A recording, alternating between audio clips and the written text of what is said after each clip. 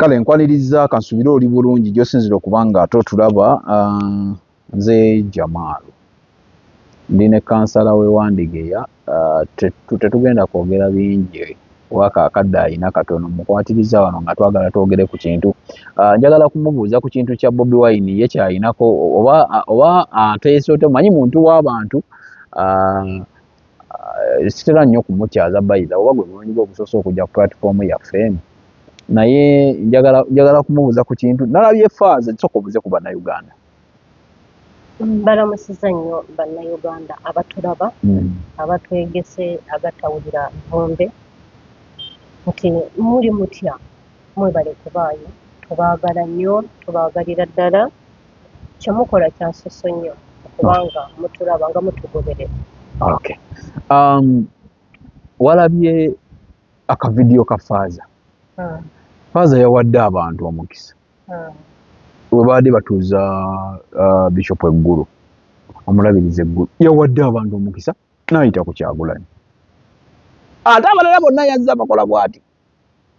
In fact oba tewakalabika bidiyo ako kolaba keeko bonna yazze akavidiyo go ketegereze bulungi ako yakalagize naye nze natidde ekyo bannaddiini tebatandise okulaga obusosoze bwennyini kubanga nagambye kati lwaki yamuleseewo. Mukulu Jamal naye anzizanyo njagala omanye abatulaba abatuwuliriza nti nga bw'olaba abantu abamu be batambulira mu bukulembeze bwabwe naye nga bayina amaanyi agabali emabega n'abakulu mu maddiini nabo ebintu bye bakola kati tebakyakola bya bwakatonda bakola tebanzijaawo bakola tebambuzaawo bakola tebatulugunya. Kati lindako kati omufaazi oyo oba yabadde Bishop oba yabadde muki oba yabadde mukulu ng'alina ebiganduula atyamu yabadde si ye yabadde abikola. Abantu bajjudde okutya abantu bakola ebintu bye batagwanidde kukola. Twali tumanyi nti bannaddiini be baasigaza ensa mu mitima gyabwe naye ne bannaddiini baabamalamu ensa. Tulabye bannaddiini olwaleero abatakyaliwo abaayimiriranga nga boogera amazima nga bwe gagwanidde okubeera. Jamalu tebakyaliwo mbamenye tebakyaliwo kati n'oli okujja abamu baba baseetende agamba kandage nti n'okuba ekikono oba oli awo nja kwongezaayo emirimu gyange mu maaso nga nawo gwafuuka mulimu si kubulya kigambo kya Katonda. Ku bwa Katonda bajjudde okutya eno embeera eri mu bantu eyingidde buli kanyomero mu bukulembeze mu bannaddiini. Munnaddiini ye muntu gwe twali twesiga mu nsi muno nga yayimirira ku mazima. Munnaddiini bw'avaayo n'akuba ekintu n'eggwanga likiwulya kaabe gavumenti.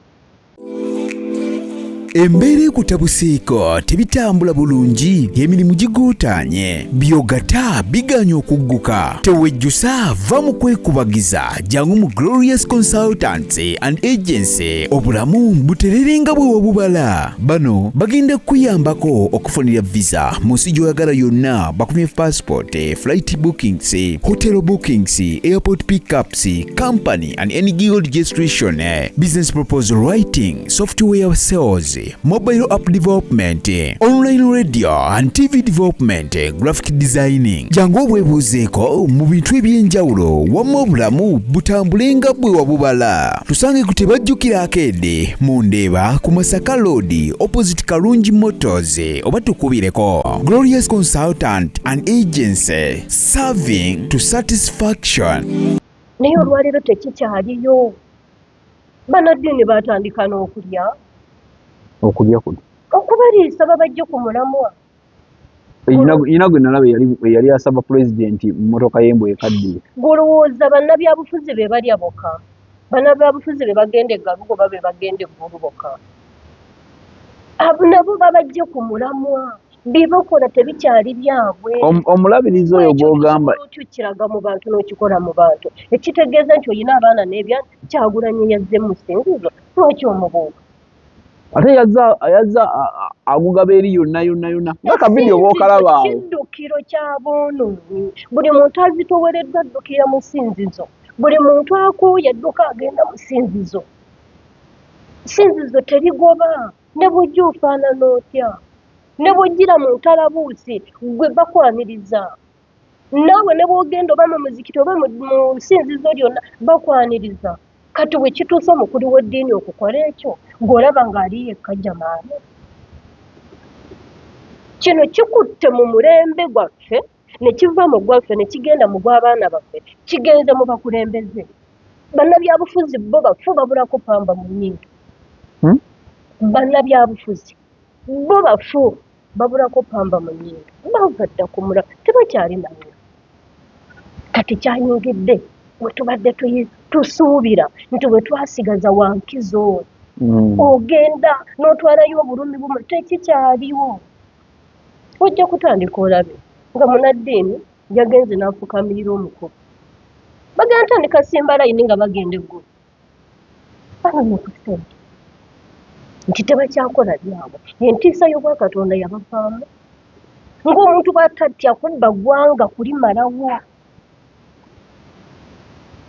ng'omuntu bw'atatya kati oyo munaddiini kye yakoze waliwo ayinza okumuvunaana gwaffe abalabi ffe twakirabye naye tukibuuza lwaki kyazzibwa ekyo tekibangako ajja kugamba omwoyo yamugambye yamunaze tomumansirira amazzi gamu omwoyo ate onoomuwakanya be babeera mu bisenge nga basaba katonda ayogera nabo osobola omuwakanya ate munaddiini ye muntu ayimirira n'awulirizibwa tolina kyogenda kuwakanya kati ensi weetuuse jamaalu n'ebirala bijja tatandika butandika twali tumanyi bannabyabufuzi be baavaako naye munaddiini kyeyalaze kati ate mukama we eri bw'akiraba bw'abulaba ka vidiyo ako kati talina tamunenyeera naye ebyomugamba abiyina ebyomugamba abiyina ayina ekyomuddamu ate ne mukama we ayinza okuba afaanana oyo ensi yavaawo waliwo ngimanyi tusaasira mulembe gw'abaana baffe kubanga ogwaffe gugenda guvaawo tusaasira mulembe gw'abaana baffe abaddako n'abaana baffe be banaazaala mubi nnyo baize katonda bwakuyamba n'akujja mu nsi mu kati aba akuyambye n'okuyamba kubanga byogenda okulengera mu maaso bizibu katonda tusaasire tusaasire kale kansala omunyabanda omugezi yoyo omukyala abeera nnyo ku masimu abeera nnyo akola nnyo ebintu ebyenjawulo naye katumalirize tugende ku sho akomatakumira mpeera sibula batulaba ndalamusiza nnyo mbatumiddeko nnyo mwebale kugoberera jamaalo mwebale mwagala bamubeererawo nga maama avuddewo mwebale nnyo mwebalire ddala bantu banziikirako buli muntu twakizuula nti yeetaaga munne mwabeera jamaalu kye yali tasuubira mwamulaga omukwano maama ye muntu atazzibwawo maama ye muntu ye byonna mu byonna kubanga bamaama babeerawo mu mbeera yonna naye nga maama waavudde mwebale nnyo mwamuwola ebbanja yeezuula kiki kyali tekyali mu bannabyabufuzi tekyali mu bannaddiini tekyali mu baana be nasoma nabo oba benkola nabo kyali bonna abantu bajja ne baziika maama nga simanyi ne besaabikira kubanga akaseera ako nze saabiika abasinga nababikira mmaze kuziika ne ndyoka nzirembwe nga naye osaamubikidde nono osaamubikidde oli naakugamba nze naziika wano waliwo wadde nga bamusaabalaba naye nga bajja baategeera okusinziira ku mawulire gatambula ne bajja ne baziika ne baddayo oli naakubira buzi nti wali oyambadde booti ne booti naye nga tewamulaba amala kubulya bwe wayambadde ne gwe wali naye kuba nalinga ne taata nga bonna abasinga abaaliwo kitegeera kale akume atakumira mpeera kuba Katonda n'ensi yange Ssaabasajja Kabaka wa Buganda owangaala wulira obuwoomi munnayuganda kankwanjulire pizza origin bano nga be bakafulu abakozi ba pizza eri ku kyaddala anti mwatu kyekituyisa pizza origin funa pizza erimu ebirungo byotajja kusanga walala olina birthday party baby shower graduation party wedding meetings oba oyagala kusanyusa bafamire yo weyunire pizza origin tusangibwa ku Jinja Road Plot 10 opposite Nema House mwana wattu tukola ne delivery ate ate mu kaseera akatono ddala. Yitirawo kati oba tukubireko. Tuli ku noti 7 noti 8 7 9 8 ne noti 7 6 7 Pizza Origini tulya kyaddala. Gwe omuzadde eyitaze essomero erigenda okubangulira omwana wo nga muyiiya mukozi ate ayite ne first grade katukwanjulire Shehan Standard Day and Boarding Primary School abagenda okuteeka ebyensoma by'omwana wo ku mutendera ogusingira ddala. Empisa, eddiini, ebyemizannyo n'obuyiiya bwonna tubikulembereza ddala ng'ate ebyokulya n'ebyensula bya mulembe ddala. Tulira n'entambula eri abayizi abaviira ewala. Gwe ate omuzadde eyandiyagadde omwana wo okuyita ne first grade totunula obulala wonna okwewandiisa kugendera ddala maaso okuva ku nursery paka ku kibiina ekyomusanvu. Day ne boarding ng'ate n'ebisale birungi ate bisobokera ddala. Jjukira nti requirements zonna omwana wo azisanga ku ssomero. Tusangibwa Lubaga mu Bulwa Zone okuliraana 24/7 Motel. Gwe ayagala okumanya ebisingawo tukubire ku noti 773 73 59 ne noti 757 noti 6 26 96. Shehan Standard Primary School. We invest in education.